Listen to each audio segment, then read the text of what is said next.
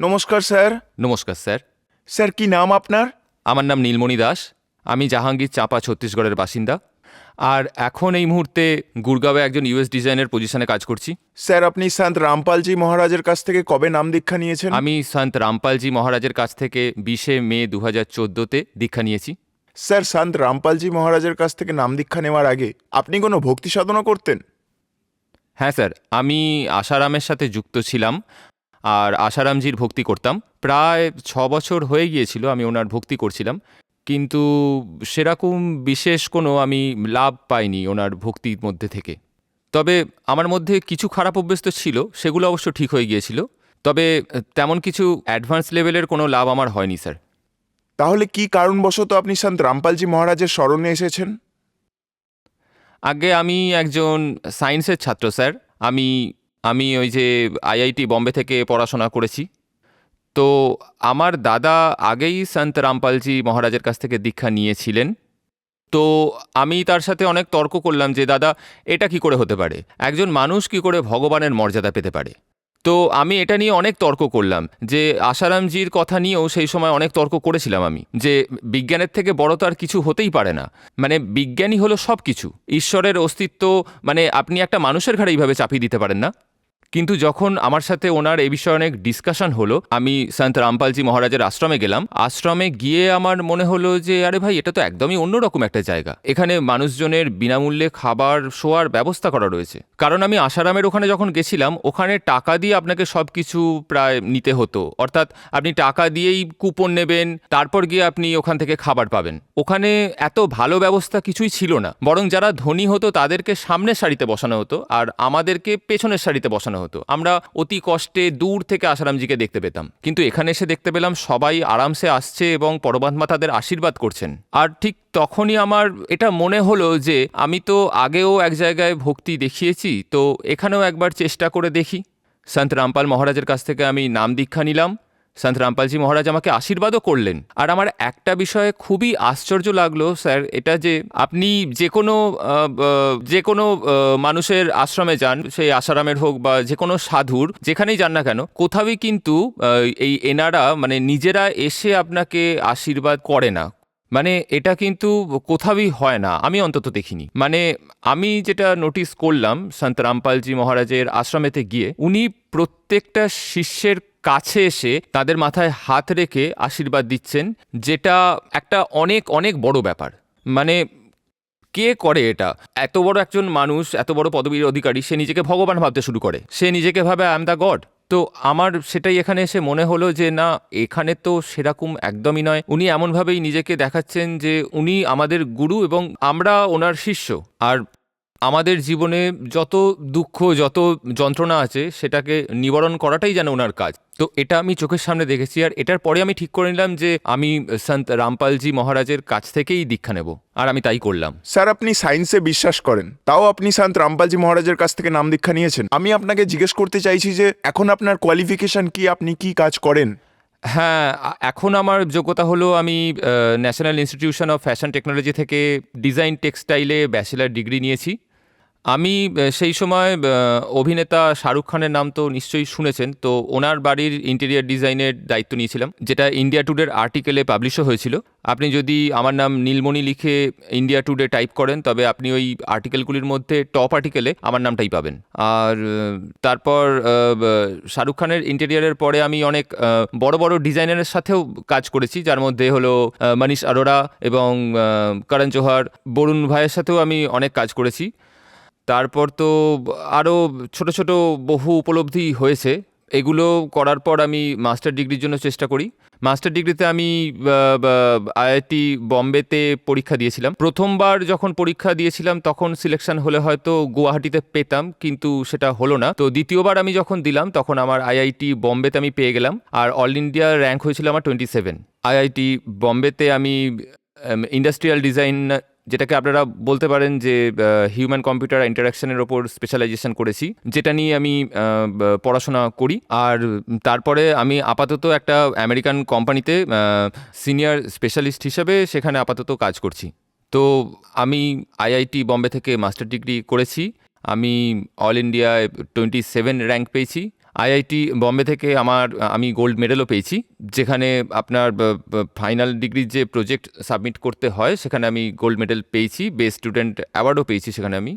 আর সন্ত রামপালজি মহারাজের আশীর্বাদেই আমার আইআইটি বম্বেতে সিলেকশন হয়েছে। আইআইটি এত বড় মাপের একটা ইনস্টিটিউট, মানে যেখানে লক্ষ লক্ষ ছেলেমেয়েরা সেখানে ভর্তির জন্য মরিয়া হয়ে যায়, মানে সেখানে আমার অ্যাডমিশন হচ্ছিল না, কিন্তু শুধুমাত্র সন্ত রামপালজি মহারাজের আশীর্বাদেই আমার ওই সিলেকশনটা হয়ে যায়। আর এটা স্যার আমি আপনাকে এটা বলতে চাই যে আমি সন্ত রামপালজি মহারাজের কাছেই 2013 সালেই যেখানে গিয়েছিলাম, তখন দাদা আমাকে বলেছিল যে তুই গিয়ে আশ্রমটিতে দেখে আয়, যদি তোর নাম উপদেশ নিতে ইচ্ছা হয় তাহলে নিবি। এর আগেও আমি একবার গিয়েছিলাম, সেই সময় আমার দাদাকে বলেছিলাম যে আমার যদি আইআইটি বম্বেতে সিলেকশন হয়ে যায় না দাদা, তবে আমি নিশ্চয়ই নাম উপদেশ নেবই নেব। তখন আমি বুঝবো যে হ্যাঁ উনি হলেন গড। তো আমি যেই সন্ত রামপালজি মহারাজের সাথে একটা কথোপকথন হলো, আর আমি তাকে বললাম যে আমি আইআইটি বম্বেতে ভর্তি হতে চাই, তো উনি সঙ্গে সঙ্গেই আমাকে আশীর্বাদ দিলেন এবং বললেন যে হ্যাঁ হয়ে যাবে। আর সত্যি হয়েই গেল, মানে এর চেয়ে বড় ব্যাপার কি হতে পারে। নীলমণিবাবু, আপনি আইআইটি মুম্বাই থেকে পড়াশোনা কমপ্লিট করেছেন, আর আপনি গোল্ড মেডেলিস্ট স্টুডেন্ট।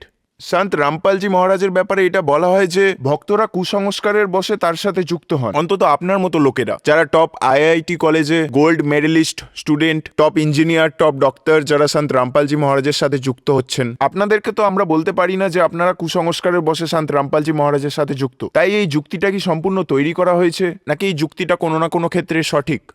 আমি মনে করি যে বারওয়ালার ঘটনাটি যখন ঘটেছিল সেটি সম্পূর্ণ একটি সুপরিকল্পিত ষড়যন্ত্র ছিল। মানে সরকার খুব ভালো মতো করে প্রিপ্ল্যান করেছিল যে যারা সন্ত রামপালজি মহারাজের ভক্ত বা অনুগামী আছে তাদের বলা হোক যে তারা কুসংস্কারের কারণে ওনার সাথে যুক্ত রয়েছেন এবং ওনার জ্ঞানকেও ভিন্ন ধর্মে উপস্থাপন করা হয়েছে। আমি আপনাকে বলে দিচ্ছি যে আপনি দেখবেন যে আইআইটি 70 to 80% ছাত্রই নাস্তিকতার দিকে এগিয়ে চলেছে। মানে তারা কমপ্লিট এথিস্ট হয়ে যাচ্ছে, তারা মনে করে যে তারা বিশ্বাসই করে না যে ভগবানের অস্তিত্ব রয়েছে এবং কে এই মহাবিশ্বকে সৃষ্টি করেছে। আরে ভাই, আপনারাই তো বলেন যে গ্যালাক্সি এত বড় আমরা তো দেখতেই পাই না।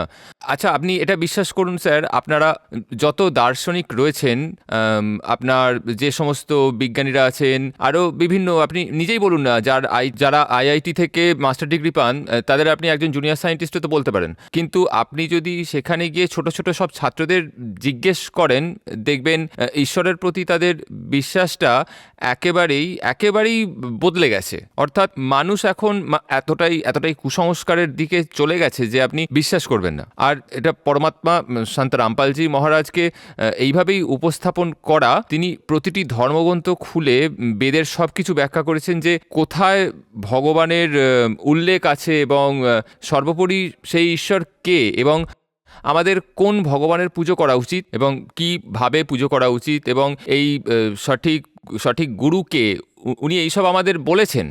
আমার মনে হয় যে এই অন্য সব ধর্মগুরুরা আছেন তারা হয়তো এই জিনিসটা হজম করতে পারেননি, কারণ তারা আজ যে ব্যবস্থা চালাচ্ছেন, যেভাবে তাদের এই জ্ঞান প্রচার করা হচ্ছে, তারা মনে করলো যে হয়তো আমাদের এটা বন্ধ হয়ে যেতে পারে, সেই জন্য তারা এরকম একটা ষড়যন্ত্র তৈরি করলো। এটা একেবারেই, মানে যদি আপনি নিজে শিক্ষিত হন, আপনি যদি বিজ্ঞানে বিশ্বাস করেন, আপনার মেটাফিজিক্সের সামান্য কিছু যদি জ্ঞানও থাকে, তো আপনি যদি মনে করেন যে আমি আধ্যাত্মিকতায় বিশ্বাস করি, তাহলে আপনি বইগুলো পড়ুন, গীতা পড়ুন, আপনি চার বেদ, পুরাণগুলোকে পড়ুন, সৎসঙ্গের সন্ত রামপালজি মহারাজের যা বলেন তা দেখুন এবং সেগুলো বোঝার চেষ্টা করুন। দেখবেন আপনি অনেক পরিবর্তন দেখতে পাবেন, তখন আপনার মনে হবে যে অ্যাকচুয়াল সত্যিটা কী। নীলমণিবাবু, আপনি একজন হাইলি এডুকেটেড পারসন, আপনি এই কথাগুলো খুব ভালো করেই জানেন। লোকেরা তীর্থযাত্রা করে, গুরু ধারণা করে, দেবতার পুজো করে, ভারতের টপ হসপিটাল, এমনকি বিদেশেরও হাসপাতালগুলো বলে দেয় যে আপনার রোগ নিরাময় যোগ্য নয়, এটা ঠিক হওয়া সম্ভব নয়। প্রমাণ হিসেবে তারা রিপোর্টও দেখান এবং সন্ত রামপালজি মহারাজ সেই রোগগুলো ঠিক করে দেন। এর পেছনে কারণ কি?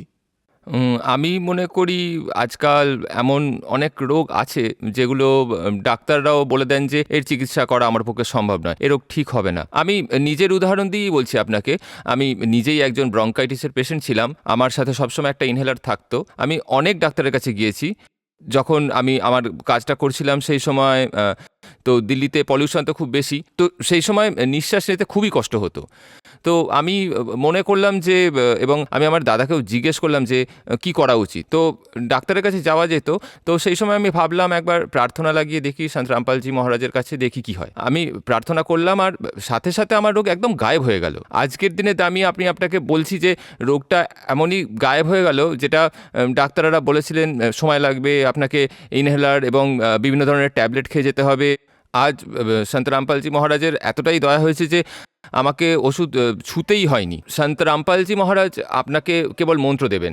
ওই মন্ত্র আর সাধনাটাকে যদি আপনি ঠিকঠাকভাবে শুরু করবেন, তখনই আপনার যত রোগ আছে সেগুলো অটোমেটিক্যালি ধীরে ধীরে সেরে যেতে থাকবে। এবং আমার এরকম আরও অনেক বন্ধু আছে স্যার, যারা আইআইটিতে পড়াশোনা করেছে, তারাও এরকম ধূপকাঠি এইসব জ্বালাতো, আর আমি আমার সন্ত রামপালজি মহারাজের নিত্য নিয়মগুলো পালন করতাম। তো তারা ভাবতো যে এটা কি ধরনের পুজো, যে যেখানে কিছুই জ্বালাতে হয় না, কিছুই করতে হয় না, শুধু একটা জ্যোতি জ্বালিয়ে তারপর নিজের পাঠ করতে থাকো, এটা আবার কি? তো আমি তাদের এটা এইভাবেই বোঝানোর চেষ্টা করতাম যে এই যে তোমরা যেগুলো করছো এগুলো মিথ্যাড়ম্বর। তোমরা বলো এগুলো গীতার কোথায় লেখা আছে, কোথায় বেদে লেখা আছে, পুরাণে কোথায় লেখা আছে? আর আর আপনি এটা বিশ্বাস করবে না যে যে ছেলেটার সাথে আমি আইআইটিতে রুমমেট ছিলাম, সে র্যাঙ্ক 1 হোল্ডার ছিল, অল ইন্ডিয়া র্যাঙ্ক 1।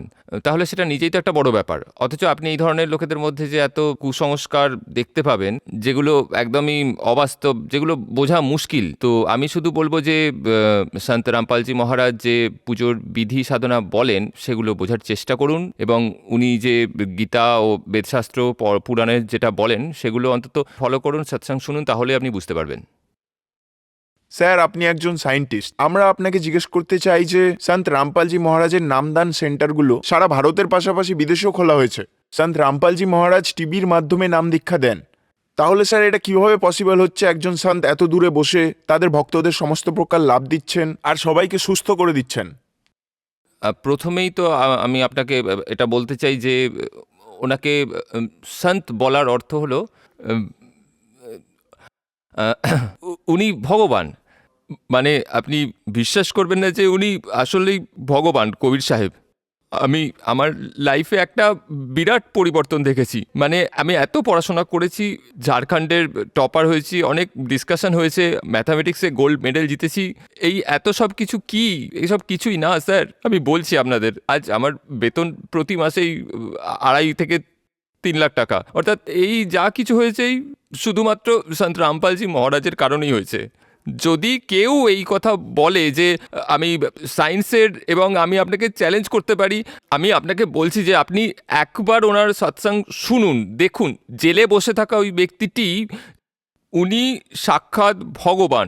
তিনি ওখানে পুরোপুরি, মানে ওখানে বসে বসেই এত যে ভক্ত রয়েছেন, ওনার যে সে শিষ্য, তাদের প্রত্যেকটি দুরারোগ্য রোগ ঠিক করেছেন।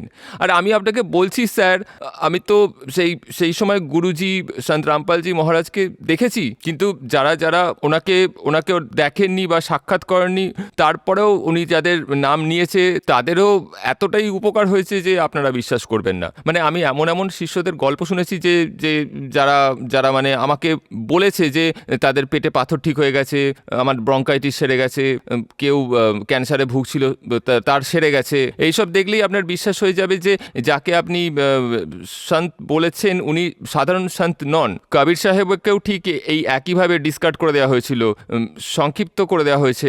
উত্তরপ্রদেশ গেলেও আপনি মন্দিরের ওপর দেখবেন তার উল্লেখেই একইভাবে করা হয়েছে যে তাকে শুধুমাত্র একজন কবি হিসাবেই দেখানো হয়, ভগবান, ওনাকে ওই ভগবানের মর্যাদা দেওয়াই হয়নি। আমি আমি আমি বলছি, আমি একজন ছাত্রই বলছি যে যে যে অন্তত ওনার ভগবান না মানতে চাইলে ওনার কথাগুলো তো শুনুন। আপনি নিউটনের ল পড়েন, আপনি গ্যালিলিওর কথাগুলোকে শোনেন, সেগুলো যখন বুঝতে পারেন, সেগুলো যখন মানেন, আইনস্টাইনের কথা যখন শোনেন, সেই কথা যখন মানেন যে E=mc² হয়, এগুলো যখন বিশ্বাস করেন, তখন একবার মেনে তো দেখুন সন্ত রামপালজি মহারাজ কি বলছেন। নীলমণিবাবু, যে ভক্তরা আজকে আপনাকে টিভিতে দেখছেন, বিশেষ করে যুবক যুবতীরা যারা নিজেদেরকে অ্যাথিস্ট অর্থাৎ নাস্তিক বলে গর্ববোধ করেন, তাদের উদ্দেশ্যে আপনি কি বলতে চান?